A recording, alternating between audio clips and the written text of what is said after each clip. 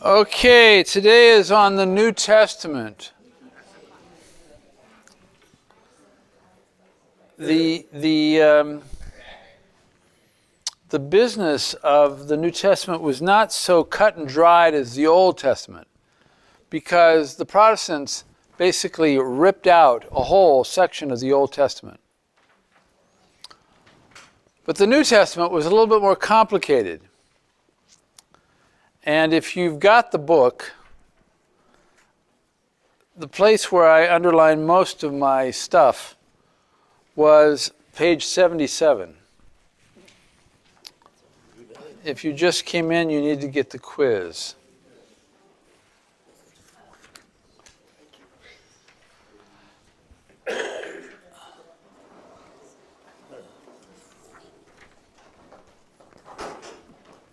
Nobody likes to show up early.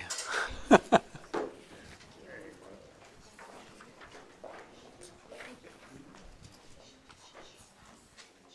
are you doing here? I was in finals week the first week that this was going on, and then horrific allergies. Thank you again for dinner the other night. Thank you. Thank you for coming. It was lovely. Okay. Sit anywhere.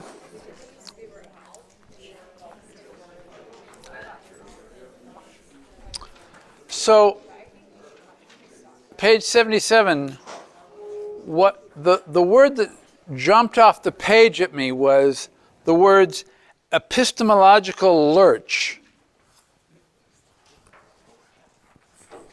The problem with contemporary Protestants is that they have no doctrine of the table of contents. With the approach that is popular in conservative evangelical circles, one simply comes to the Bible by means of an epistemological lurch. That's me, that what you know is just simply off the page. You lurch at it and say, yes, this Bible is inspired. They have no basis to do that because we did it 400 years before.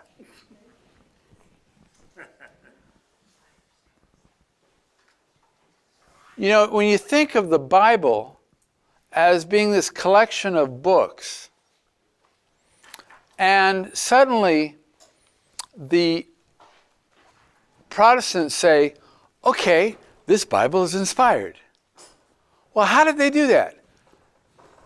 Every Protestant you talk to has to know that their Bible was determined by the Roman Catholic Church. They have to know that. If they don't know that, they're like Luther, imbeciles. Yes. Well, it's not nice, but it's true.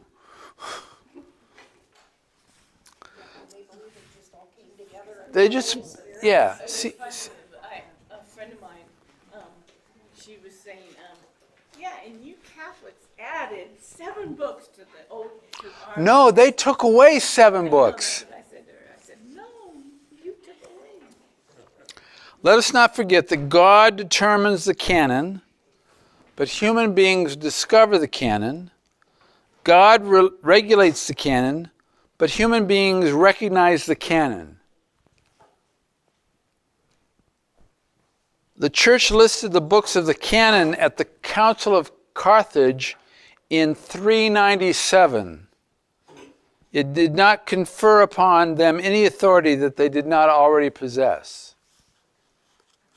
It did not confer on them any authority that they did not already possess. So, there's all these books that were being written. And so, which ones should we accept in the canon of the New Testament? Because by the year 300, there were tons of books that, you've heard about them in the last 20 years. The Gospel of Thomas, the Gospel of Judas, the Gospel of this, the Gospel of that. But what we considered to be canonical scriptures is only considered apostolic. So Matthew, he was an apostle. Fine, his book is considered apostolic. Mark, The scribe for Peter, right? yes, that's what Mark was. He was the secretary for Peter, and so Peter was the apostle, so Mark's gospel was considered apostolic. Luke, he was an apostle, but who was his sources? Mary and Paul. And so they're apostles. And then John is an apostle. And then Paul, those 23 books or so. You don't have a quiz. Okay.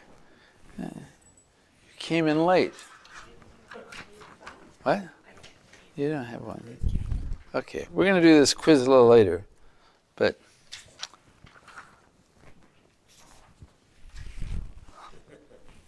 okay. People that show just on time and show up late.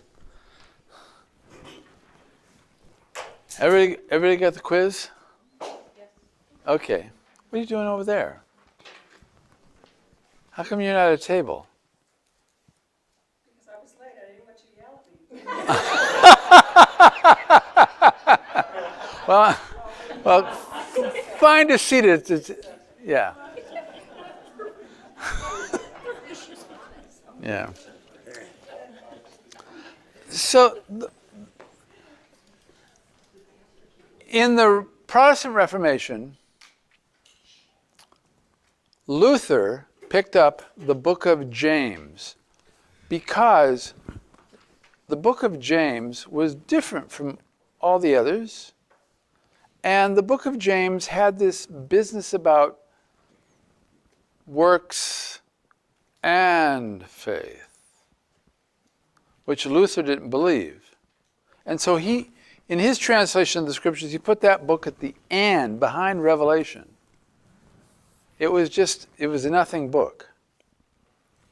But he kept it in there. So now even